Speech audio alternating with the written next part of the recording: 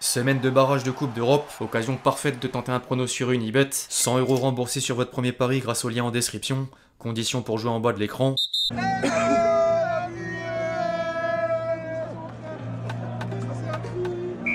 Équipe, j'espère que vous allez bien aujourd'hui.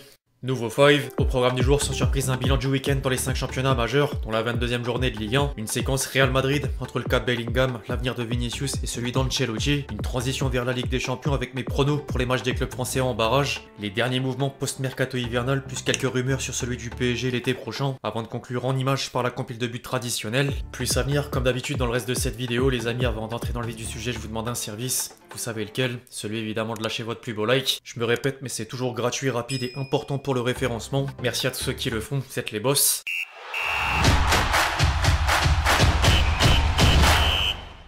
La course à l'Europe était presque à sens unique au cours de la 22e journée de Ligue 1. Le groupe de 6 en tête a fait le même pas en avant et le grand perdant n'est autre que Mont-Lens, battu par Strasbourg à domicile dans le duel des Racing. Le club alsacien pourrait jouer les troubles fêtes avec à peine 3 points de retard sur la première place européenne. Derrière, quelques événements auront marqué le week-end. Entre la victoire de Lille sur la pelouse de Rennes grâce en partie à Ben Taleb, de retour après environ 8 mois d'absence, le service minimum d'un pari remanié mais tombeur de Toulouse, ou encore les cartons pleins de Monaco, Lyon et Marseille, respectivement vainqueurs de Montpellier 4 buts à 1, Nantes 7 buts à 1, dont un triplé de Mika Biret et Saint-Etienne 5 buts à 1. Les hommes de Deserbi ont encore impressionné par leur force collective, comme en témoignent les 4 nominations dans le 11 type de l'équipe, avec Amine Gouiri double buteur et on ne peut plus décisif en l'espace de 3 matchs. En parallèle, les 4 championnats voisins livraient d'autres enseignements. En Allemagne, le choc Bayer Leverkusen-Bayern a fini sans le moindre but et les deux équipes conservent leur avance en tête de la Bundesliga. Par contre, Dortmund occupe toujours la deuxième partie de tableau après une deuxième défaite consécutive. En Angleterre, Liverpool a retrouvé le succès devant Wolverhampton et conforte le fauteuil de leader malgré les résultats des poursuivants, dont Arsenal et Manchester City respectivement tombeurs de Leicester et Newcastle.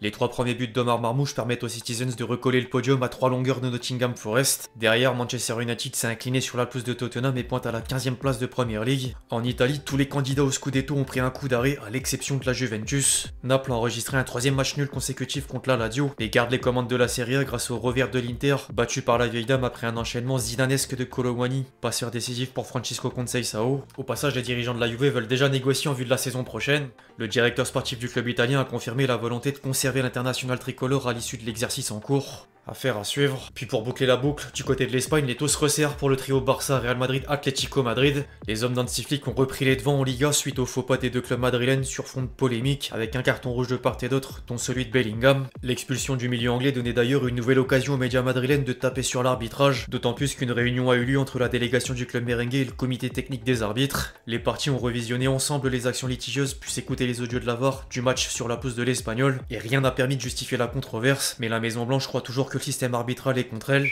Les confrères catalans vont même jusqu'à remettre une rumeur improbable au goût du jour. Sport a annoncé que le Real Madrid envisagerait de quitter la Liga pour un autre championnat face à la mauvaise gestion de Javier Tebas. Le journal précise néanmoins que la procédure est un casse-tête administratif et le champion d'Europe a toujours démenti une telle possibilité par le passé. Au-delà des rumeurs, Bellingham risque une lourde sanction. Le joueur de 21 ans s'est excusé après avoir expliqué qu'il n'a en aucun cas insulté l'arbitre, mais la fédération espagnole pourrait lui appliquer l'article 94 du code disciplinaire. Insulter ou offenser ou s'adresser en termes ou attitudes injurieuses à l'arbitre principal, aux assistants, au 4e arbitre, aux dirigeants ou aux autorités sportives sera sanctionné par une suspension de 4 à 12 matchs. 4 à 12 matchs, il est écrit effectivement. En dehors des polémiques sur l'arbitrage, le cas Vinicius continue d'alimenter les débats. Marca a révélé dans un papier quelques points du dossier d'un potentiel départ de la star brésilienne vers l'Arabie Saoudite. Le clan du deuxième au Ballon d'Or 2024 a encore rencontré les représentants de la Saudi Pro League récemment à Prague et lui aurait bel et bien proposé 1 milliard d'euros sur 5 ans plus un rôle d'ambassadeur de la Coupe du Monde 2034. Il souhaite poursuivre l'aventure madrilène mais Florentino Pérez entre dans l'équation. Relevo a rapporté que le président de la Maison Blanche refuse de briser la grille salariale pour éviter l'erreur du Barça avec Messi sous Bartomeu et les négociations seraient au point mort même si les parties voient l'avenir ensemble.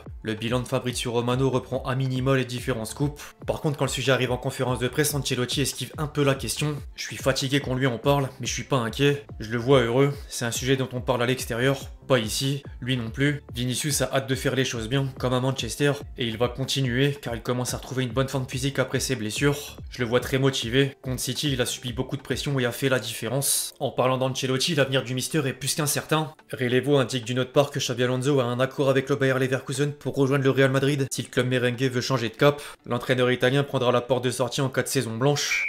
Entre-temps, le Real Madrid doit penser aux sportifs à l'heure de la phase retour des barrages de Ligue des Champions. Guardiola a d'ailleurs déclaré que Manchester City n'a qu'1% de chance d'obtenir un ticket en 8ème de finale au Bernabeu, mais rien n'est fait, d'autant plus que seul un but sépare les deux équipes.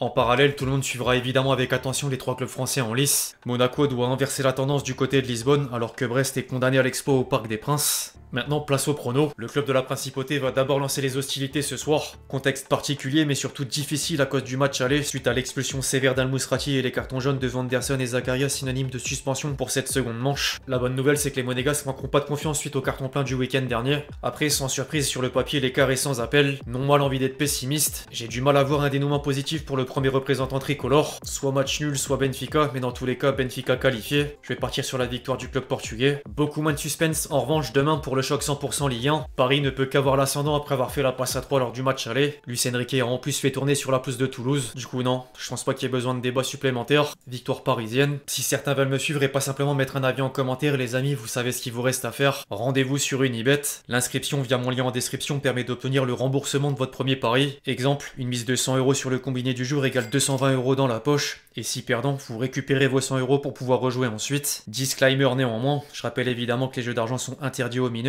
Jouer comporte des risques et ne misez que ce que vous êtes prêt à perdre.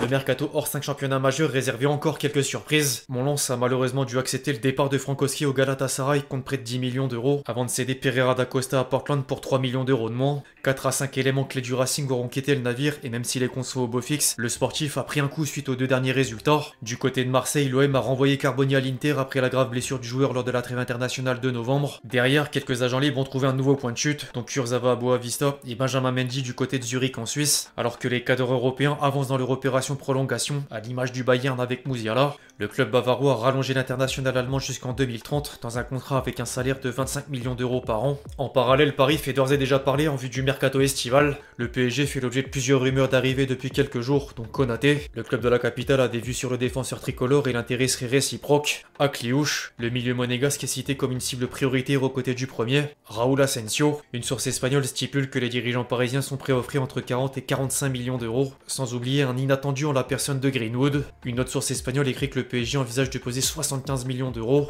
Information évidemment à prendre avec des pincettes. Avant de conclure les amis, tradition oblige, la compile de buts.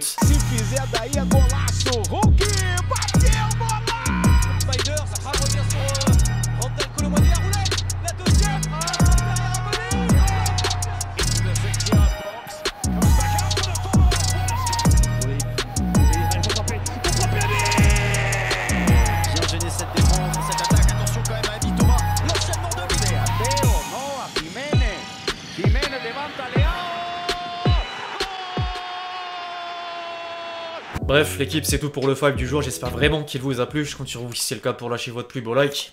Comme d'habitude, n'hésitez pas à réagir dans les commentaires sur tous les sujets qu'on a pu traiter aujourd'hui. Puis d'ici là, on se retrouve très vite sur la chaîne pour de nouvelles vidéos. C'était Lexty. Ciao, ciao.